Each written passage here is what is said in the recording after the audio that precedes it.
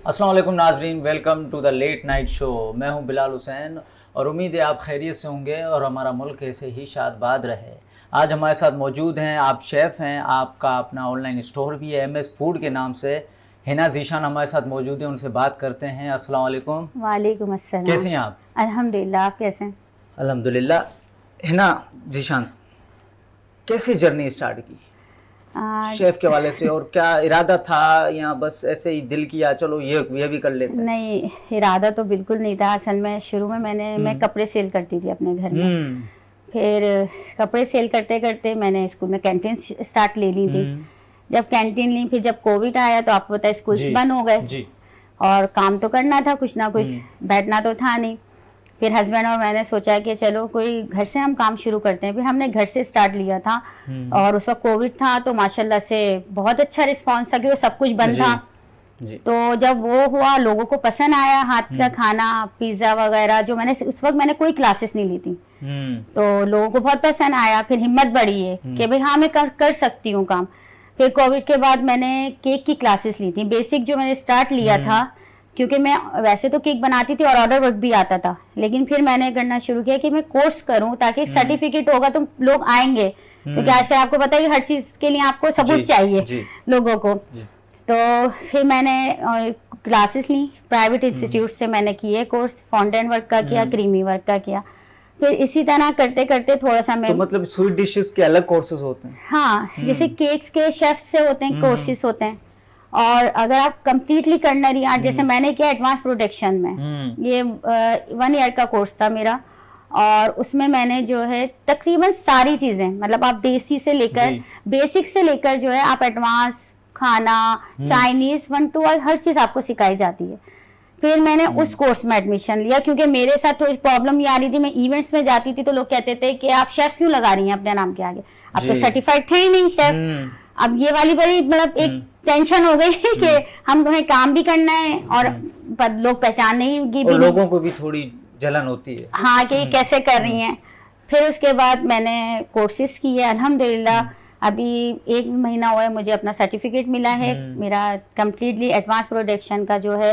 अब मैं certified chef हो गई हूँ और अब मैं अपने नाम के आगे शेफ लगा सकती हूँ अल्हम्दुलिल्लाह। तो जैसे आपने बताया कि लोगों को थोड़ी बहुत तकलीफ भी होती है, जलन होती है, हसद नहीं रखनी चाहिए हमें किसी से भी। तो इसके अलावा कोई प्रॉब्लम फेस हुई या किस ने सपोर्ट किया? नहीं, देखें प्रॉब्लम्स तो बहुत आई, मैं ये नहीं बोलूंगी कि प्रॉब्लम्स नहीं। सबसे बड़ी सपोर्ट मेरे साथ थी मेरे हस्बैंड जी, माशाल्लाह। क्योंकि मैं जहाँ जाती हूँ, जहाँ भी मेरे इवेंट्स होते हैं, मेरे हस्बैंड साथ होते हैं। और जहाँ जहाँ मुझे लोगों ने डिमोटिवेट किया, जहाँ मैं बिल्कुल ये हो गई थी कि नहीं भाई मैंने काम ही नहीं करना, मैं छोड़ रही हूँ सब काम, तो उधर ये खड़े हुए, नहीं मैं आपके साथ हूँ हिना, आप काम करो, क्यों हट रही हो आप पीछे। तो लोगों ने डीमोटिवेट बहुत किया। सबसे बड़ी तो मुझे इस पे किया गया कि आप अबाया पहनकर काम कैसे कर ही नहीं सकती हैं, अबाया में आप नहीं कर सकती। तो मैं जहाँ भी अपने इवेंट्स में जाती हूँ, मैं वहाँ यही बात करती हूँ कि कभी भी ना औरत अगर चाहे सब कुछ कर सकती है, अल्लाह ने उसके अंदर एक ये खुसूसियत दी है कि आप कर सकती हो काम। तो मैं तो जितने भी मेरी देखने वाली बहनें हैं, मैं उनको सबको सबसे पहले मैं यही बात कहती हूँ कि कभी भी ना आप कमजोर नहीं पड़े कहीं भी। आप अबाया पहनिए, आप इसमें सेफ हैं, आपको लोग इज्जत देते हैं। कौन कहता है इज्जत नहीं देते? अल्हम्दुलिल्लाह मैं जहाँ जाती हूँ आप यकीन करेंगे यूं हाथ रखकर नीचे निगाहें कर मुझसे लोग बात करते हैं। अगर मैं आप अभी एक छोटा सा टाइम है तो वाकया बताऊं मैं आपको। अभी सी पैक का था, वहाँ मुझे इन्वाइट किया गया, मेरा केक वहां पर गया था। वहां पर 8 ममालिक के जो है ना एम्बेसी से आए हुए थे। वहां पर एक आए, उन्होंने मुझे देखकर ना अपनी जो सारा थे वहां पर तो ट्रांसलेशन उनके साथ फिर होती हैं लेडीज वगैरह, वो आए मुझसे ना बात करने लगे। अब तो मुझे नहीं आ रहे थे इतनी समझ में, हम लोग मतलब चाइनीज हम लोग की तो और इंग्लिश भी उनकी ऐसी होती है कि इंग्लिश का भी अलग होता है उनका। फिर वो आई, उन्होंने मुझे बोला कि आप सऊदीया की हैं कॉन्सुलेट? मैंने कहा नहीं मैं तो नहीं हूँ। आप यहाँ कैसे? मैंने कहा मैम मैं केक मेरा यहाँ है तो एज अ गेस्ट मुझे यहाँ बुलाया गया। आप यकीन करें जो उनके साथ खड़े थे उनके अल्फाज जो है ना, मैं कहती हूँ शायद मेरी जिंदगी जो मैंने 10 साल 11 साल से मैं इस फील्ड में हूँ ना, मेरे लिए बहुत बड़े थे। उन्होंने बोला आप पाकिस्तान को रिप्रेजेंट कर रही हैं। मतलब मेरे लिए ये बहुत जी। उस बंदी के लिए जो एक घरेलू खातून जो सिर्फ बच्चों के लिए और घर के लिए और हम निकले सपोर्ट के लिए कि चलें। आजकल आपको पता है महंगाई का आलम, जी। कोई बुराई नहीं है इसमें, मैं अगर ये जी। बता रही हूँ कुछ लोगों को इस पे भी एतराज होगा कि आपने जी। क्यों, लेकिन मुझे ये लगता है कि इसमें कोई एतराज नहीं करना चाहिए किसी को, क्योंकि जो मेरी जिंदगी है मैं झूठ पे शुरू करूंगी तो वो झूठ भी कहलाएगी। तो उन्होंने मुझे बोला कि आप ना पाकिस्तान को रिप्रेजेंट कर रही हैं, क्योंकि वहाँ सब आपको पता है कैसी लेडीज आई हुई थी, सिर्फ वहाँ वाहिद महती जो बाय में थी। और जब मैं उनके साथ पिक्स ले रही थी तो वो निगाहें झुकाकर मतलब मुझसे बात कर रहे थे, अगर मैं कोई बात भी उनसे कर रही थी। तो ये मेरे लिए एक बहुत बड़ा अचीवमेंट था कि वहां जाकर मुझे एज अ पाकिस्तानी कि आपने, उन्होंने कहा कि आप, हम आपको जो है ना, हमें अच्छा लगा आपको देखकर। और मैं जब शुरू में गई तो मुझे अच्छा नहीं लग रहा था, मैंने कहा यार अब आया था इंसान सोचता है कि हाँ कि भाई मैं बिल्कुल अलग थलग सी लग रही हूँ, लेकिन वहां लोगों ने मुझे इज्जत दी। अल्हम्दुलिल्लाह मैं जितने भी मेरे इवेंट्स होते हैं मैं कोशिश करती हूँ मैं उन इवेंट्स में जाऊँ जहाँ मुझे कुछ सीखने को मिले, मुझे पता चले। रिसेंटली मैं मैरिट होटल में गई थी, वहाँ अब्दुल कदीर खान की बेटी आई हुई थी और उनको सर सैयद यूनिवर्सिटी वालों ने अवार्ड दिया था। तो दीना खान वहाँ आई हुई थी, उनके सारे करीबी दोस्त है। आप यकीन करें शुरू में मैं गई, अल्लाह बेकार हो गया, लेकिन जब उनकी जिंदगी के बारे में पता चला ना कि देखिए ये हमारे वो लीडर हैं जो छुपे हुई थी जिनकी बातें हमसे, मेरे लिए बहुत प्राउड मूवमेंट है कि मैं उनके साथ, उनकी बेटी के साथ खड़ी हुई और उनके बारे में डिस्कस कर रही थी जी। तो ये मुझे बहुत मतलब मेरे लिए बहुत अच्छा था एक्सपीरियंस। अच्छा, कुछ ना वुमेन एम्पावरमेंट की बात है कि कुछ माशरे की ये चीज़ें चल रही हैं कि औरत को हक दो, औरत की मांगे पूरी करो, जितनी जो उनको आज़ादी नहीं मिल रही। तो उसको, उनको आप क्या मैसेज देना चाहेंगे? देखें, औरत के अगर हम दीनी हिसाब से भी देखें ना तो अल्लाह ने देखें औरत की एक हद रखी है, ठीक है। और ये बात आपको पता है कि अगर हुक्म होता तो शौहर को हुक्म दिया जाता सजदे का जी। तो हम इस चीज को अगर देखें, है सारी चीजें मैं मानती हूँ आजादी भी, लेकिन एक लिमिट्स में होनी चाहिए। अब मैं सारे काम करती हूँ, मैं इवेंट्स में भी जाती हूँ, मैं आना जाना, लेकिन पहले मेरा घर है, पहले मेरे बच्चे हैं। मैं आने जाने के चक्कर में ये नहीं करती कि मेरे बच्चे डिस्टर्ब हो रहे हैं या मेरा घर डिस्टर्ब हो रहा है। जो बेसिक चीजें हैं वो वैसी ही रहेंगी। आप करें, देखें किसी काम का मना नहीं है दीन में, हमें किसी एक लिमिट्स है हमारी, और जो हमारे जो मतलब हम मेरे हिसाब से है कि मेरे बच्चे पहले हैं। अगर आज मैं उनके लिए करूंगी ना तो वो कल को मेरे साथ खड़े हुए होंगे जी। और मेरे बच्चों का एहसास है कि मम्मा या पापा इतना काम कर रहे हैं, पापा भी करते हैं, मम्मा भी करती हैं। तो मैं उन औरतों को यही बोलूंगी कि देखें सब काम करें, आजादी भी है लेकिन एक लिमिट्स में रहकर आप करें। लिमिट्स हैं वो हमें दीन ने भी दी हैं, और इतने शऊर और अकल तो सभी रखते हैं कि हमारी क्या लिमिट्स हैं। वो देखें जब लिमिट्स क्रॉस होती है ना फिर वो काम नहीं रहता जी। तो अब मैं भी जैसे काम कर रही हूँ तो बहुत सारे लोग होते हैं, मुझे भी इस फील्ड में बहुत सारे लोगों की कॉल्स आती हैं, अब उनको समझाना पड़ता है भाई मैं शेफ हूँ, मैं कोई मॉडल नहीं हूँ। मैं आपको मतलब ये मैं ऑन एयर बोल रही हूँ, मैं एक बात मतलब, लेकिन मैं इसलिए कर रही हूँ कि लोग यार पहचाने कि शेफ क्या होती है, मॉडल क्या होती है। अब आप हर एक को, अब ये तो नहीं ना कि वो मुझे अगर ऑफर कर रहे हैं तो मैं उनके साथ कर लूँ काम डायरेक्ट। वैसे भी आपका ज्यादातर ऑफ स्क्रीन काम है, आपका ज्यादा स्क्रीन का काम हाँ नहीं मेरा स्क्रीन का काम नहीं है, लेकिन लोगों को जैसे मैं इवेंट्स में दिखती हूँ तो मेरे कार्ड्स भी हर जगह मौजूद होते हैं, तो बहुत सारे लोगों की फील्ड वाइज काम आते हैं, आप आ जाए, अरे भाई मैं शेफ हूँ। और हम ऑल्सो ये हम अल्हम्दुलिल्लाह इस्लामी जमहूरिया पाकिस्तान में भी रहते हैं। हाँ लेकिन नहीं लोग भूल चुके हैं ये। आप अगर देखें ज्यादातर तो मतलब ऐसा लगता है कि हम किसी और मुल्क में आए हुए हैं। तो अब जिनके साथ मैं काम करती हूँ वो मुझे देखकर इवेंट्स में बुलाते हैं, उन्हें पता है आप भी इस नेचर की नहीं है, आपके हस्बैंड भी नेचर वाइज इस तरह नहीं है, तो हम वो काम करते हैं ताकि हम अगर मेरी पिक्स कहीं लगे तो लोग देखकर ये नहीं कहें कि यार ये कहाँ गई थी तुम जी। मेरे देखें इंस्टा पे, मेरा फेसबुक पे पेज है, तो लोगों को यही है, जितने भी लोग होते हैं मुझे सोच समझ कर लोग बुलाते हैं। पहले हर जगह से मुझे आती थी आप गेस्ट ऑफ ऑनर आ जाए, तो फिर मैंने कहा नहीं, जब उन्हें पता चल गया ना कि ये ऐसा वाला काम नहीं करती हैं तो अब वो लोग मुझे नहीं बुलाते। उन्हें पता है कि ये आएंगी नहीं, पहले ही मना कर देंगी क्योंकि मैं लिमिटेड काम करती हूँ। अच्छा, इसके अलावा कोई शौक जैसे होता है ना कि कोई और फैशन के हिसाब से या कोई और? मुझे मतलब एक ये समझ लें कि मैं शादी से पहले बहुत सारे शौक थे, क्योंकि अल्हम्दुलिल्लाह मैं 4 भाइयों की एक ही बहन हूँ। माशाल्लाह से मेरे 4 भाई हैं और मैं अकलौती हूँ। तो अब्बू की ज्यादा लाडली रही थी जी। और अब्बू तो बस मुंह से निकला नहीं, उन्होंने पूरा कर दिया। और बहुत सारे मेरे रिश्तेदार तो ये कहते थे कि अभी ये शादी के बाद रहेगी कैसे, मतलब ये कैसे गुजारा करेगी। और अल्हम्दुलिल्लाह माशाल्लाह से मेरे हस्बैंड की फैमिली भी कोई छोटी बड़ी फैमिली में गई हूँ मैं शादी होकर, लेकिन अल्लाह का शुक्र है कभी कोई ऐसा शौक नहीं, और जो था वो पूरा हो गया। और अब तो सिर्फ ये शौक है कि मेरे बच्चे पढ़ लिख जाएं और मेरे बच्चे किसी मुकाम पे हों, ताकि मैं भी जो मेहनत हम लोग दोनों कर रहे हैं बच्चों के लिए, कि बच्चे भी कह सकें हाँ हमारे अम्मा अब्बा ने हमारे लिए मेहनत की। अगर आज हम जिस जगह खड़े हैं वहाँ हमारे अम्मा अब्बा की भी मेहनत है वहाँ पर। अच्छा, ये यंग जनरेशन में वेस्टर्न कल्चर आता जा रहा है बाहर कंट्रीज का, तो क्या आप देख रही हैं इस नज़र से, आप और आप क्या अपने बच्चों को तरबियत देती हैं और क्या मैसेज देंगी? देखें मेरे बच्चे माशाल्लाह से, मेरी एक बेटी है 13 साल की मेरी बेटी है, 9 के पेपर दिए हैं उसने, और मेरा बेटा है हाफिज़ कुरान बन रहा है माशाल्लाह से। तो मेरी बेटी बाज़ दफ़ा बोलती है मम्मा वो देखें वो ऐसे कपड़े पहन रहे हैं वो ऐसे। मैंने कहा देखो तुम्हारे जवाब दे मैं हूँ, तुम्हारे पप्पा है और कोई नहीं है, करो सब फैशन करवाती हूँ लेकिन लिमिट्स में रहकर। और आने वाली जो है हमारी यंग जो है, मैं उनको भी ये कहूंगी देखें आपके लिबास से आप पहचाने जाते हैं, आपकी पहचान आपके लिबास से होती है। हकीकत। अब आप अगर इतना बेहुदा लिबास पहने, मना किसी को भी नहीं है, देखिए मैं किसी को फिर बोली हूँ, मैं किसी को ये नहीं कर रही कि डिसहार्ट कर रही हूँ या मैं किसी के ऊपर कोई बात कर रही हूँ।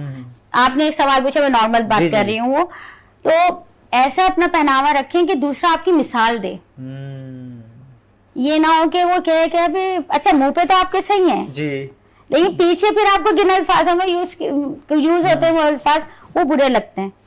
तो मैं तो यही कहूंगी कि भाई देखिए मैं अपनी बच्ची और अपनी जिम्मेदार हूँ जी, तो मैं अपनी हद तक है। मेरी बेटी है पैंट पहनती है लेकिन उसको मैं शर्ट्स वगैरह नहीं पहनाती, वो कुर्तीज पहनती है बेटी मेरी, और दुपट्टा होता है उसको स्कार्फ और शॉल की मैंने आदत डाली। स्कूल के बच्चों की ना रूटीन भी खराब हो गई है आजकल, रूटीन रात भर जागना फिर दिन भर सोना। नहीं वो नहीं, मैं जो देख रहा हूँ मैं उस हवाले से बात करूँ, मैं और किसी के मैं पर्सनल नहीं बोल रहा, कि जो देखा जा रहा है हमारे खास करके हमारे कराची के लोग, सिटी ऑफ लाइट्स के लोग आगे ही बात करते क्या, ये माँ बाप के ऊपर होता है जी, ये तरबियत है। अब आप देखेंगे बहुत जगह ऐसा होता है बच्चे माँ को मार रहे होते हैं जी, और माँ बाप हंस रहे होते हैं। मतलब उस वक्त मुझे तो ये फील होता है कि मेरा जो बच्चा था मैं एक खींच कर उसकी लगाती, क्योंकि आप क्यों बदतमीजी कर रहे हो जी। अब मेरे बच्चों की जिस हिसाब से मुझे था कि मेरे बच्चे ऐसे हों कि कोई उनके ऊपर उंगली ना उठाए, कोई उनको ये ना कहे कि ये हिना और ईशान के बच्चे हैं ये कैसे हैं जी। तो मेरे बच्चों की रूटीन है, वो रात को जल्दी सोते हैं, सुबह फजर के टाइम उठते हैं माशाल्लाह। बेटे बच्चे ये लोग सब हम नमाज पढ़ते हैं, नमाज पढ़कर स्कूल की तैयारी होती है। बेटा 8 बजे मदरसे जाता है तो वो जाता है। फिर मेरे बच्चों की रूटीन बहुत टफ है। अच्छा, जी, मेरा बेटा 8 बजे मदरसे जाता है, फिर वो आता है 12 बजे, फिर वो 2 बजे दोबारा जाता है, 4:30 बजे आता है, फिर उसके बाद वो 6:30 बजे जाते थे, 9 बजे आता है। नहीं, ऐसी रूटीन होनी चाहिए। और बेटी की ये वो 2:30 बजे स्कूल से आती है, 4:30 बजे उसके सर आ जाते हैं पढ़ाने। तो उसके बाद आपको पता है बच्चे जब सोएंगे ही नहीं पूरा दिन तो फिर वो 11 11:30 हद है, जैसे सैटरडे वाले दिन मम्मा आज तो थोड़ा सा टीवी देखने दें, और तो फिर मैं उनको बोलती हूँ अच्छा भाई आधे घंटे आप देख लो। तो बच्चे फिर मेरे 12 12:30 बजे सो जाते हैं। अच्छा, ये आपका MS फूड के नाम से ऑनलाइन स्टोर है, तो उसके बारे में कुछ बताएं हमारी ऑडियंस को। MS food by chef Hina Zeeshan, कैसे शुरुआत हुई इसकी? MS फूड तो अब है, वरना पहले MS क्लॉथिंग था जो मैं कपड़े सेल करती थी, तो वो हमने नाम बनाया। फिर उसके बाद जब एक मेरा पेज बना हुआ था तो हमने कहा हम चेंज नहीं करते, MS foods by Hina Zeeshan, chef Hina Zeeshan. तो इसका बेसिक जो हमारा MS फूड है, हमारा जो मकसद है, हमारा मकसद ये है कि हम इससे उन लोगों को भी केक्स या वो चीजें जो वो खाना चाहते हैं वो प्रोवाइड करें कि जो उनकी कॉस्ट में भी है और उनको ना महंगा भी ना पड़े। तो MS फूड जो काम कर रहा है वो ये करे, वो आप हमें बजट देते हैं कि भाई हमने कहा कि एक मिसाल है, मैं 750 पर पाउंड केक देती हूँ। अब किसी को बनवा, उसने कहा भाई हमारा इतना बजट नहीं है, तो फिर हम कहते हैं आप अपना बजट बताइए हमें, हम उस बजट में आपको फिर केक या जो भी खाना है वो हम तैयार कर कर दे सकते हैं। ये हमारी एक सोच है।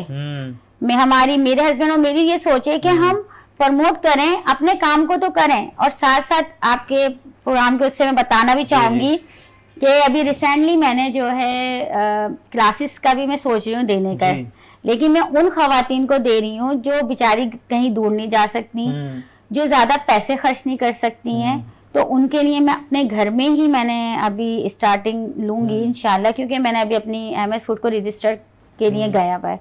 जैसे मेरी रजिस्टर्ड हो जाती है तो मैं क्लासेस स्टार्ट कर रही हूँ उन खवातीन के लिए जो बेचारी घर से निकल नहीं सकती हैं कि यार इंस्टीट्यूट में हम नहीं जा सकते, तो मैंने उनके लिए एक अच्छा काम की सोचा है, अच्छे काम के लिए कि वो मेरे घर पे आए, मुझसे सीखें, और मैं उनको सारी चीजें बताऊंगी कि किस तरह आप कारोबार कम पैसों में आप काम शुरू कर सकती हैं, क्योंकि मैं सारे हालात सारे वाकयात में देख चुकी हूँ जी। मेरे ऊपर बीत चुके हैं, तो मेरे पास अच्छा खासा तजुर्बा हो गया, तो इस वजह से मैं उनके लिए शुरू कर रही हूँ। आने वाले दिनों में इंशाअल्लाह ताला मैं अपना पूरा इंस्टीट्यूट टाइप का थोड़ा सा सोच रही हूँ बनाने के लिए, लेकिन सिर्फ उन खवातीन के लिए जो अफोर्ड नहीं कर सकती हैं, जो बेचारी सोचती रह जाती हैं यार हमें अगर ये टैलेंट हमारे अंदर होता तो हम अपने घर को सपोर्ट कर देते जी। तो मेरी कोशिश ये है कि मैं उनको ज्यादा सपोर्ट करूं, उन खवातीन, और एमएस फूड का भी यही है कि हम उनको ही आगे लाएं जो काम नहीं करना जानती या जो काम करना चाहती हैं, उनको मोटिवेट नहीं किया जाता,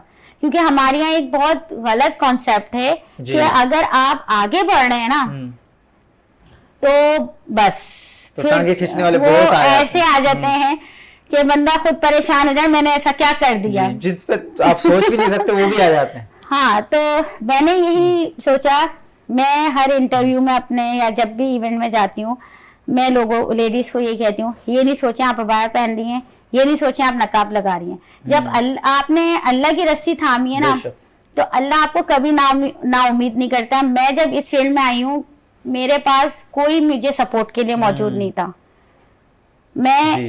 कोई नहीं था, मैं थी, मेरे हस्बैंड थे, मैं इनसे कहती थी अल्लाह मैं कर सकती हूँ, और आज अल्हम्दुलिल्लाह इन्होंने बोला अल्लाह का सहारा लिया है तुमने, मैंने कहा जी अल्लाह का सहारे के साथ बढ़ी हूँ, कहने अल्लाह ही पहुंचाएगा, आज आपके शो में बैठी हुई हूँ माशाल्लाह। नहीं वैसे भी अल्लाह के सहारा है तो फिर और क्या पहुंचाने वाला, देखिए अल्लाह ही है ना, नहीं सोच सकते थे हम आएंगे हम जाएंगे, नहीं देखिए ये सब अल्लाह के काम होते हैं, और सबको सिर्फ यही बात कहती हूँ कि अल्लाह पे भरोसा और इतना यकीन आप अल्लाह पे रखें कि अगर मैं पानी भी पी रही हूँ ना, मैं सबको एक मिसाल देती हूँ, ये पानी है ना, अगर मेरे बच्चे बीमार होते हैं तो मैं ये पानी बच्चों को कहती हूँ बिस्मिल्लाह पढ़ो और तुम पानी पियो, तुम्हें जो तकलीफें देखना दूर होगी, क्यों यकीन जी माशाल्लाह हमारा अकीदा इतना मजबूत होना चाहिए अल्लाह पे।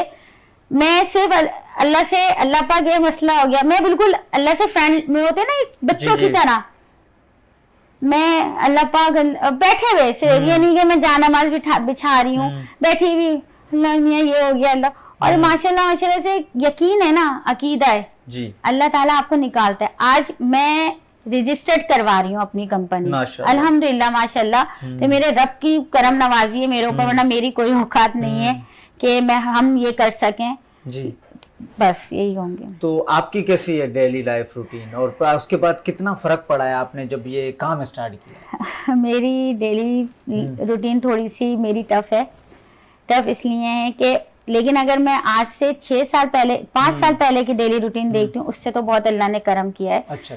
वो इसलिए थी क्योंकि मैं कैंटीन जब करती थी तो सुबह 6 बजे में उठते थे मैं और मेरे हस्बैंड, और 2 कैंटीन ये करते थे, 2 मैं करती थी, तो उसके लिए रोल समोसे वगैरह सब मैं अपने घर से बनाकर लेकर जाती थी, तो फिर मैं 12 बजे आती थी वापस, तो उसमें घर भी देखना बच्चे भी देखना होते थे। अब ये है कि सुबह के टाइम बच्चे स्कूल चले जाते हैं तो दोपहर में खाना वाना उनका बनाया, केक के ऑर्डर हुए तो केक में जरा टाइम लगता है आपको पता है, और अब काम कर रही हूँ अल्हम्दुलिल्लाह टिकटॉकर्स को जाते हैं मेरे केक, वाओ मेरे माशाल्लाह टिकटॉकर्स को केक जाते हैं, और सबसे बड़ी बात अल्लाह का करम है कि अल्लाह ने जायका दिया हुआ है तो लोग पसंद करते हैं माशाल्लाह से कि उनको अच्छा लगता है।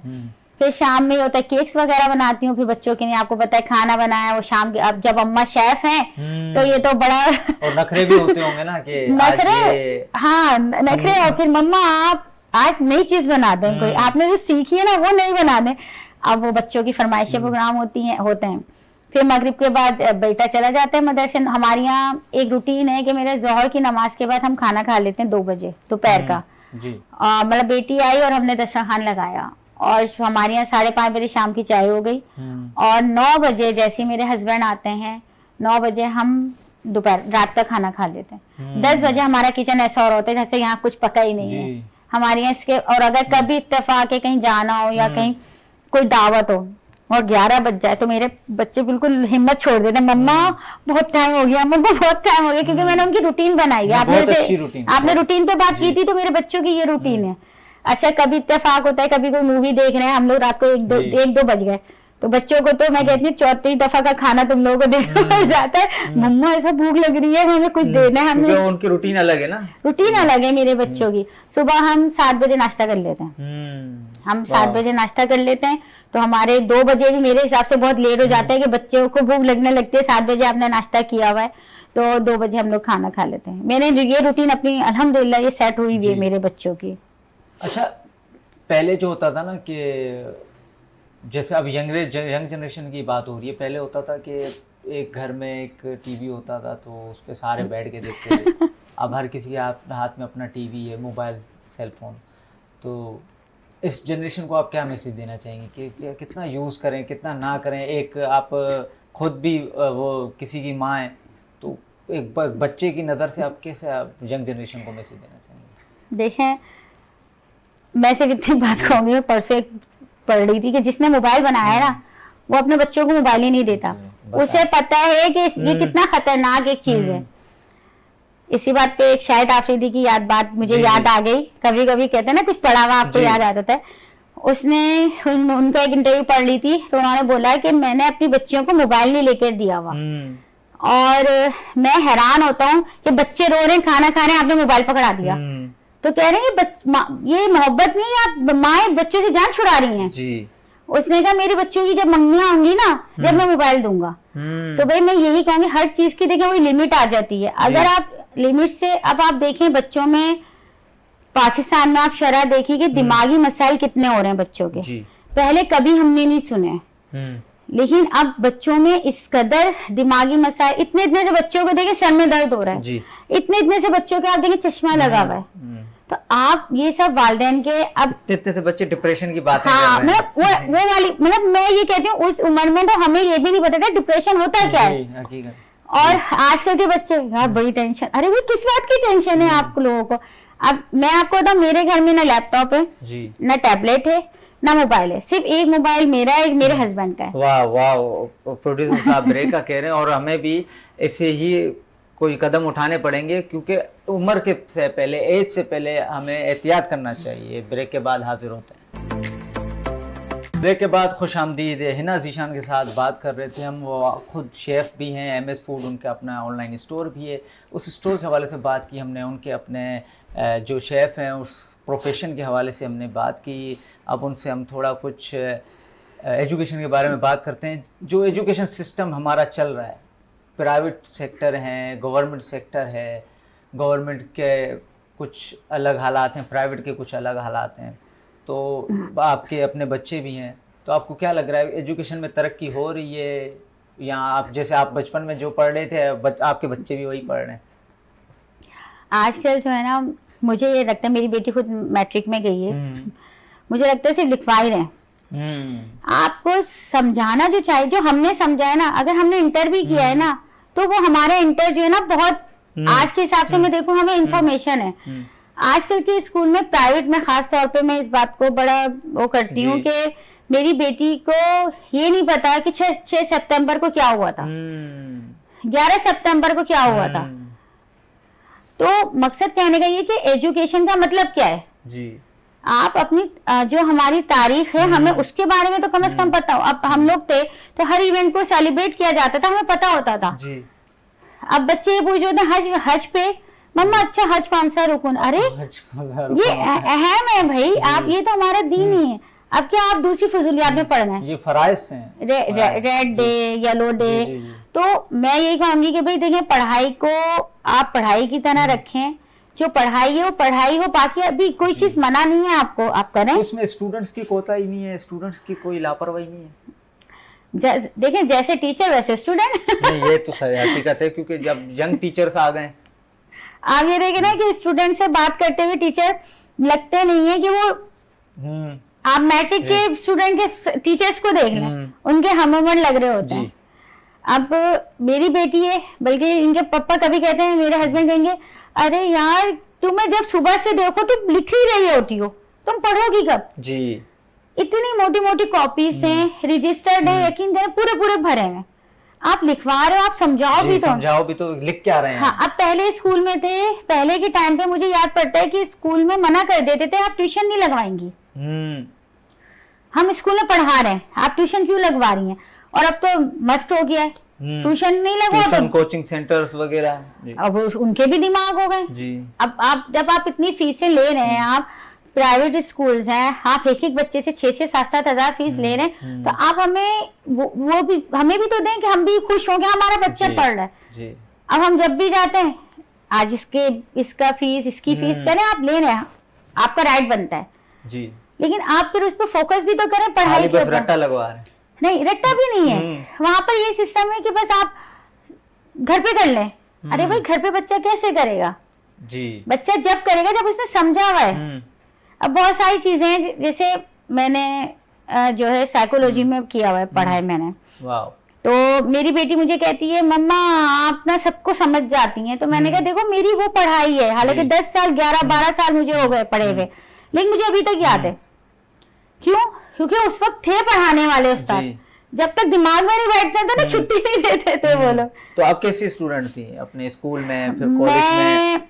बहुत डरपोक किस्म की थी ये, मैं बहुत ज्यादा, कि जब मैं पढ़ाई में तो नॉर्मल थी, लेकिन मैं निकलती अकेले नहीं थी। मतलब मैं कोचिंग सेंटर जब जाती थी तो 10 मिनट 15 मिनट पहले मेरे अब्बू भेज देते थे भाई को लेने। उन्हें पता था अगर हम ये नहीं लेने भेजे ना, इसने तो रोना शुरू कर देना है, बस वहीं पे मैं रोना शुरू कर देती थी कि अभी तक नहीं आया, घर पे आकर के वो नाराज होती। अच्छा, स्कूल के बाद या स्कूल तक? नहीं, स्कूल कॉलेज मेरा था, शादी के बाद तक भी मेरा यही था कि कभी किसी काम से जाना होता था, हस्बैंड की शॉप थी गार्डन पे, तो उनको फोन करती थी, बात सुने वो घर पे मेहमान आ रहे हैं, तो ये कहते थे क्या करूं मैं, यार वो सामान लाना है घर पे, रहते 2 बंदे थे तो इकट्ठा ही रखती थी मैं लाकर। आप यकीन मैंने 2-3 दफा तो ये मुझे आ गए, सामान भी ला दिया, 4थी दफा फोन किया, कह रहे बात सुनो निकलो खुद जाओ। तरीका यही है क्या, मुझे तुम फोन कर बुलाती हो। हस्बैंड की तरफ से जो बात बोलूंगी, बहुत हिम्मत दी इन्होंने मुझे, बहुत हिम्मत दी कि मैं अकेले जाती थी, फिर मैं जाने लगी, सामान वामान लाने लगी, तो मैं बहुत डरपोक किस्म की थी, बहुत ज्यादा, कि अगर कोई पीछे आ जाता था ना तो मेरे तो आंसू पहले निकलना शुरू हो जाते थे कि ये क्यों आ रहा है मेरे पीछे, इस तरह का था माहौल। तो स्कूल में भी किसी कंपटीशन वगैरह में हिस्सा नहीं लेती? जैसे कोई कंपटीशन होते हैं, कोई नाट्य मुकाबला होता है? लेती थी, लेकिन कम लेती थी, क्योंकि असल में घर में रही थी ना मैं हमेशा, मैं ज्यादा बाहर निकली नहीं हूँ। और अब जहाँ जाना होता था अब्बू भाइयों के साथ जाना आना, कभी ऐसा हुआ ही नहीं। बल्कि मेरे ननियाल वाले, मेरी मामी तो कहती हैं आज इसको देखकर लगता नहीं है ये वही डरपोक सी लड़की है, माशाल्लाह बात करती है, लोगों से फेस करती है। तो मैंने कहा देखिए बात आती है आपका, अगर आपका शरीक हयात अगर आपका साथ दे रहा है, आपको समझ रहा है, आपके लिए टर्निंग पॉइंट ही यही है आपकी जिंदगी का। अगर आपका साथ नहीं दे तो बेकार है। और आपने भी उनको समझना। हाँ, फिर आपने भी जब मैंने फील्ड में मैंने कपड़ों का काम शुरू किया तो मेरे चचा है, उन्होंने कहा चलो करो। इन्होंने मुझे मना कर दिया कि नहीं कर सकती तुम तो थोड़ी सी कोई तेज आवाज में बात करे तो तुम तो रो जाती हो, तुम कैसे कपड़ों की डीलिंग करोगी। मैंने कहा अच्छा कोशिश करती हूँ मैं। अल्लाह का करना हुआ, काम किया। फिर फर्स्ट मंथ में ही बड़ा अच्छा रिस्पॉन्स रहा। इन्होंने कहा चलो आओ, अब मैं तुम्हारे साथ खड़ा हूँ। इन्होंने मुझे काम करवाया, कहने चलो। लेकिन बार दफा ऐसा होता था मैं अपने कमरे में से उठकर आती थी रोते हुए, अरे यार ये कम करवा रहे हो, कहने आप बहुत महंगा दे रही हैं। एक फील्ड नहीं थी ना, मैं हमेशा जाता, आपको पता है एक जहाँ बेटी हो 4 भाई हो तो वहाँ उसकी जिंदगी बिल्कुल चेंज होती है।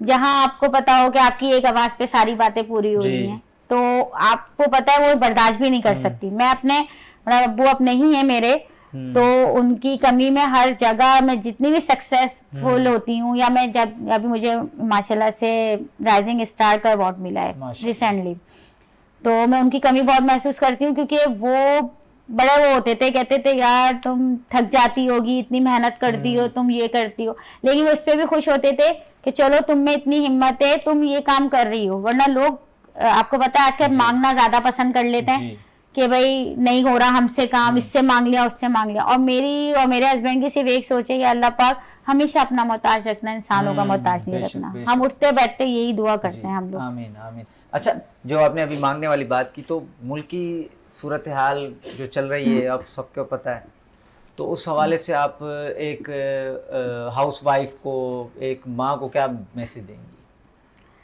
कितना सब्र करें और क्या आप कदम बढ़ाएं, सीखें, अगर आपको कुछ काम आ रहा है तो वो करें? देखें, मैं सब औरतों को ये कहती हूँ कि हर औरत के अंदर कोई ना कोई अल्लाह की तरफ से एक टैलेंट छुपा हुआ है। अल्लाह ने हर औरत को कोई ना कोई उसके अंदर एक खासियत डाली हुई है जो हमसे छुपी हुई होती है। तो आप उसको पहले अपने अंदर ही चेक करें जी, और सिर्फ ये सोचें कि जो करता है ना, जो होता है अल्लाह की मर्जी से होता है। बेशक। देखें, महंगाई कितनी भी है, कोई भूखा तो नहीं सो रहा। नहीं, वो तो रिस्क अल्लाह देने वाला, अल्लाह देने वाला है। उठाता जरूर भूखा है, सुलाता नहीं है मेरा रब। तो हमें सिर्फ ये सोचना चाहिए कि आप कुछ ना कुछ काम करें, ये नहीं कि शौहरों के ऊपर डिपेंड करके बैठे। देखें, शौहर भी बेचारा सुबह का जा रहा है, शाम में आ रहा है, वो भी तो मेहनत ही कर रहा है। अगर वो जितना कमा रहा है वो घर में ही ला रहा है। देखें, औरतों को ये सोचना चाहिए कि जो ला रहा है वो घर में ही ला रहा है जी। वो बाहर कहीं फजूल खर्च नहीं कर रहा। तो आप उसका साथ क्यों नहीं दे सकती हैं? आप नहीं निकले बाहर, आजकल बहुत सारे काम है। आप फ्रोजन आइटम बनाकर सेल कर सकती हैं जी। आप खाना बनाकर डिलीवर कर सकती हैं। बहुत सारी आप चीजें ऑनलाइन आप काम कर सकती हैं। आप जरूरी नहीं है कि आप ये सोचेंगे नहीं हस्बैंड है तो वही करेगा। आपने खुद भी है। मैं बहुत औरतों को, मैं तो अपने पास कहती हूँ कि भाई मेरे पास सीखने आ जाओ। नहीं है आपके पास, नहीं दो, कुछ नहीं दो, आप सीखो, आप काम करो। मैं कपड़े सेल करती थी, आप यकीन करें मैं देती थी, मैं रेट टू रेट आए देती थी। मैं कहती थी यार आप अपना रखो, बस मुझे मेरे जितने का आया वो पैसे दे दो, मुझे कोई मुनाफा नहीं चाहिए, कोई मुझे मुनाफा नहीं चाहिए। आपकी दुआएं मेरे लिए बहुत है, अल्लाह ताला मेरा हाथ पकड़ लेगा इंशाअल्लाह ताला। तो मैंने उस वक्त भी लोगों को सपोर्ट किया और अब भी मैं लोगों को कहती हूँ कि भाई आओ, आप सीखो। मैं किसी को मना, और अभी भी शेफ्स कोई भी अपनी रेसिपी नहीं देता, ये बात आप भी जानते होंगे। और मुझे कोई फोन करके कहता है हिना ये कैसे बनता है, अच्छा भाई ऐसे करो ऐसे करो ऐसे बना लो, सब बता दिया।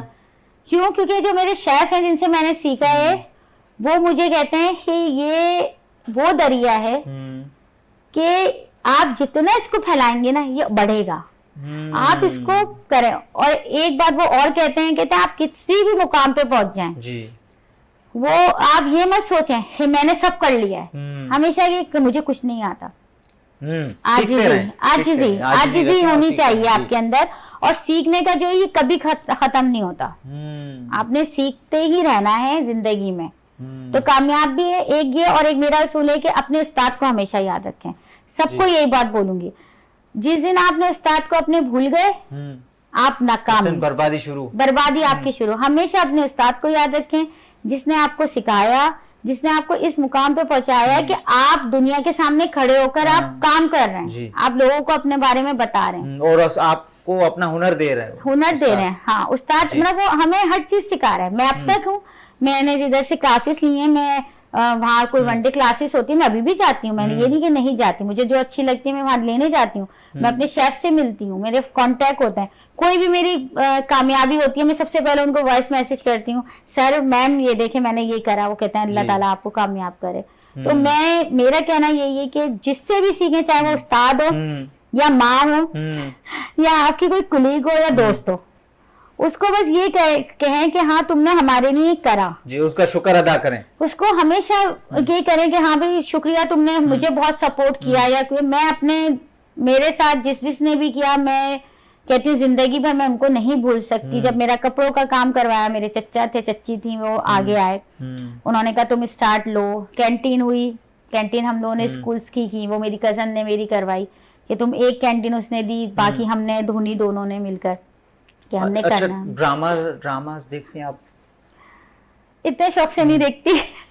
मुझे इतना ज्यादा शौक नहीं है ड्रामों तो कोई वगैरह। पसंदीदा अदाकारा या हाँ। अदाकार कोई? मुझे इतने पर्सनली बताऊंगी, जब देखती नहीं हूँ तो मुझे इतना पसंद भी नहीं है। हाँ, क्रिकेट का जुनून की हद अच्छा, तक शौक क्रिकेट है, देखती हैं? और इतना जुनून की हद तक शौक है। कल हारा है तो मैं, मेरी बेटी तो रो रहे थे कि क्यों हो गया, क्यों हार गया पाकिस्तान। जुनून की हद तक मुझे शौक है क्रिकेट का। तो मेरे आप क्रिकेट कब से देख रही थी? आप भाइयों की वजह से देखना स्टार्ट किया था? जैसे होते हैं ना, भाई देख रहे हैं तो फिर आप भी देखना शुरू हो गए? नहीं, तो मेरे घर में ये था कि जिस दिन पाकिस्तान का मैच आता था ना, मेरे अब्बू कहते थे भाई देखो आज खाना नहीं बना। मतलब मेरे अब्बू बस बैठ जाओ। अच्छा, वो बिठा देते तो थे मतलब हमको। ये विरासत में मिली ये आपको? विरासत में। वो कहते थे बैठ जाओ। अब अरे यार अब्बू खाना बनाना है। कोई नहीं, बैठ जाओ। आप ये सोचें कि जब मेरी शादी हो गई थी ना, मुझे शादी के बाद फोन करके बुलाते थे क्रिकेट दिखाने। आज मैच है, आ जाओ। आज मैच है, हिना आ रही हो, बिरयानी खिलाऊंगा, जीते के निहारी मंगवाऊंगा। मतलब उनको बहुत शौक था हमारे घर में। मेरे भाइयों को भी शौक था, मेरे अब्बू को बहुत शौक था। तो फिर हस्बैंड को भी पता था कि मुझे बहुत शौक है, तो वो भी छोड़कर चले जाते थे। अच्छा भाई अब देखो, जब हारा होता था रोने लगती थी। अब्बू कहते थे क्या हो गया, हार गया देखो 2 टीमें खेली, एक जीतेगी एक हारेगी, तो इसमें क्या है, कोई बात नहीं है, चलो खाना बाहर खाते। मेरे अब्बू को बहुत था, मेरे अब्बू को खिलाने पिलाने का भी अच्छा, बहुत तो था। आपको वो भी याद होगा आईसीसी चैंपियंस ट्रॉफी जो जीते थे हम रमजान के महीने में, वो भी याद होगा आपको मैच? उसके कुछ मोमेंट्स बताएं। जब एक मोमेंट आपको पता है वो आया था जिसमें हमें लग रहा था पाकिस्तान हार जाएगा जी, शायद आपको याद है। बैट्समैन रुक गए थे। हाँ, जी। मैं थोड़े जा रही अपने ड्राइंग रूम में, अब्बू कह रहे कर क्या रही है, जाकर ना थोड़ी जाती है फिर आती।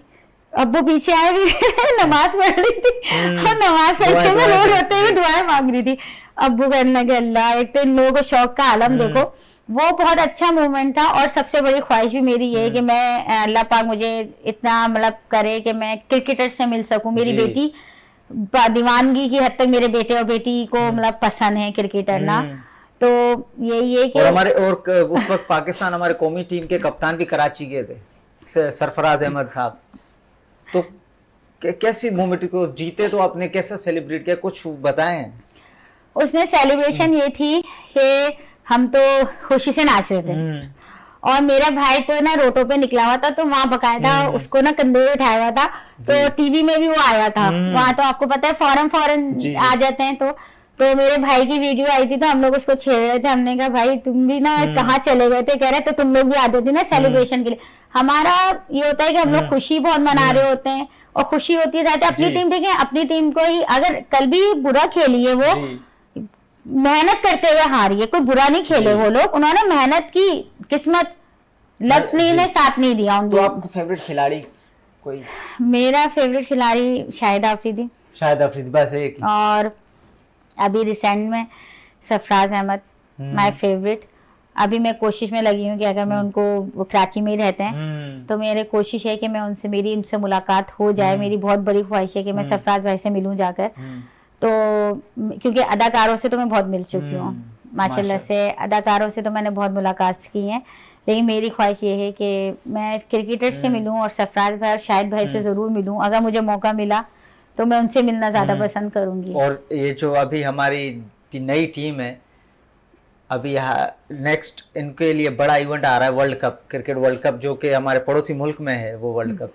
तो उनको आप क्या दुआएं देंगी, क्या उनको दुआएं दूंगी? क्रिकेट फैन देखें, दुआएं दूंगी और उनको बोलूंगी कि अगर सिंसियर होकर खेलें और ईमानदारी से। हाँ, ईमानदारी से। देखिए हर चीज में ईमानदारी होती है। चीज किसी भी फील्डों में अगर आप ईमानदार नहीं है ना, आप आगे जा ही नहीं सकते, आप पीछे रह जाएंगे। तो मेहनत करें, मेहनत करने वाले की कभी हार नहीं होती। अल्लाह मेहनत करने वालों के साथ है। क्योंकि मेरा अपना ज़ाती तजुर्बा है, मैं 10 साल से इस फील्ड में हूँ। मैं 10 साल से मुख्तलिफ फील्ड में काम कर रही हूँ, और अब 3 मंथ्स हुए हैं मुझे जो मैं मीडिया पे आना शुरू हुई। तो मुझे मेरे सब कहते हैं रिश्तेदार के, तुम जो हो ना, तुमने 10 साल काम किया, अब तुम्हें उसका सिला मिलना शुरू हो रहा है। तो मैं उनको यही कहती हूँ, मैंने हमेशा अल्लाह से सिला मांगा। जी, बेशक। मैं सिर्फ अपने, हाँ, मैंने इंसानों से नहीं मांगा कि तुम दे दो, तो मैं अल्लाह से मांगती हूँ और अल्लाह देता है। तो खिलाड़ियों को भी यही कहूंगी, बस डिसहार्ट ना हुआ करें। कल हमें भी दुख हुआ था, तो उन लोगों के भी चेहरे उतरे हुए थे। मैं तो रो रही थी, मेरे हस्बैंड कहने लगे बंद कर दो टीवी, क्योंकि ऐसी सिचुएशन में आ गया था ना मैच। पहले तो हमें उम्मीद नहीं थी, लेकिन आखिरी के कुछ 3 ओवर में हमें ऐसी उम्मीद जागी है जो कि फिर रोने में निकल गई। जैसे वो जमान था, उसने बहुत अच्छी बेचारे ने वो उसका जब वो मूवमेंट था, वो बैठा है जब उसने और उसका डेब्यू मैच था। हाँ, वो मतलब एक दिल वो हो गया। फिर बाबर आजम ने जब वो यूं कर हुआ, तो वो देखें हमारे कौमी हीरोज हैं। और मैं ये पैगाम देना चाहूंगी, देखें हारे या जीते, जब 2 टीम खेल रही है तो एक जीतेगी एक हारेगी, और नसीब की बात होती है। तो हमें ना उन्हें वो नहीं करना चाहिए कि अल्लाह ये जानबूझ के हारे। देखिए कोई पागल ही होगा जो जानबूझ के हारेगा, इतना बड़ा इवेंट वो नहीं छोड़ सकते। तो हमें उनको सपोर्ट करना चाहिए, हमें उनकी, क्योंकि आगे हमारे इससे बड़ा इवेंट मौजूद है, वर्ल्ड कप, जो हमारे ने और हमारी जरूरत है उनको। और उनको अभी अगर हमने उनको कर दिया ना, तो वो बेचारे और हो जाएंगे कि भाई आगे उनके लिए मौका है। इंशाल्लाह अल्लाह पाक ने चाहा तो वर्ल्ड कप हमारा है, अल्लाह से दुआ है। चले, वक्त की बहुत कमी है, कोई आखिरी आप पब्लिक सर्विस मैसेज देना चाहें? मैं यही कहना चाहूंगी कि काम करें जी। आजकल के दौर को देखते हुए आप काम करें, लेडीज भी निकलें। फिर यही बोलूंगी, ये नहीं देखें कि मैं क्या पहनती हूँ, मैं क्या करती हूँ जी। आप अपने आप को देखें। आप अगर सही है ना, तो आप बस आपका अपना दिल मुतमईन है कि आप काम कर रही हैं, मैं सही हूँ। कभी ये नहीं सोचें कि दूसरा ये सोचेगा मुझे देखकर। दूसरे कभी आपको खिलाने नहीं आएंगे जी, हकीकत है। आप परेशान होगी, आपकी परेशानी में कोई आपका साथ नहीं देगा। तो आप करें और अपने ऊपर खुश होकर अपनी मेहनत से करें जो करना है आपको, ताकि आपका दिल भी मुतमईन हो। और अपना दिल मुतमईन, हर काम में आपका दिल मुतमईन होना जरूरी है। लोग तो आपको बहुत डिमोटिवेट भी करेंगे, आपको डिसहार्ट भी करेंगे। छोड़ दें सबकी बातें। अगर आप घर के लिए निकली हैं, अपने बच्चों के लिए निकले ना, तो फिर अपने आप को देखें। और जो यंग जनरेशन है हमारी, उनको भी कुछ मैसेज दें। उनको भी ये कहेंगे कि थोड़े से सुधर थोड़े से अपने आप को सेट रखें भाई। जो हालात जा रहे हैं, ये जो हमारे पाकिस्तान के हालात हैं, देखें कुछ उसमें हमारी भी कोताहियां हैं। हम हर चीज को दूसरों पे इल्जाम नहीं ठहरा सकते। हमारी भी कोताहियां हैं जो हम कर रहे हैं। हमें पहले खुद से शुरुआत करनी है। हाँ, हम जब तक खुद से सही नहीं होंगे ना, अगर मेरे घर में ही रूटीन सही नहीं है ना, तो मैं दूसरों को कहने का राइट भी नहीं रखती हूँ, क्योंकि मेरे घर में ही वो माहौल वो नहीं है। जब मैं अपने घर में, पहले मैं अपने घर को ठीक करूं, तो पाकिस्तान हमारा घर है। देखिए बाहर के ममालिक में क्यों सफाई है, क्यों साफ सुथरा है, कि वो लोग खुद ख्याल रखते हैं। माशाल्लाह। नहीं, वैसे भी हमें और क्या कहते हैं, रिस्पेक्ट, बड़ों की रिस्पेक्ट करनी चाहिए, सफाई करनी चाहिए। हमें बहुत सारी एजुकेशन पे हमें ध्यान देना चाहिए। हमारे पास वक्त की किल्लत है, इस वजह से हमें आपसे इजाज़त लेनी पड़ रही है। हिना ज़ीशान हमारे साथ मौजूद थी। आप शेफ़ हैं, आपका अपना ऑनलाइन स्टोर है MS फूड के नाम से। उनके साथ बात करके बहुत अच्छा लगा। उनके MS फूड के हवाले से हमने बात की, उनकी ज़िंदगी के हवाले से बात की, पर्सनल लाइफ के हवाले से। इंशाल्लाह अगले हफ्ते नए मेहमान के साथ होंगे। मुझे बिलाल हुसैन और हिना ज़ीशान को इजाज़त दीजिए। अल्लाह हाफिज़।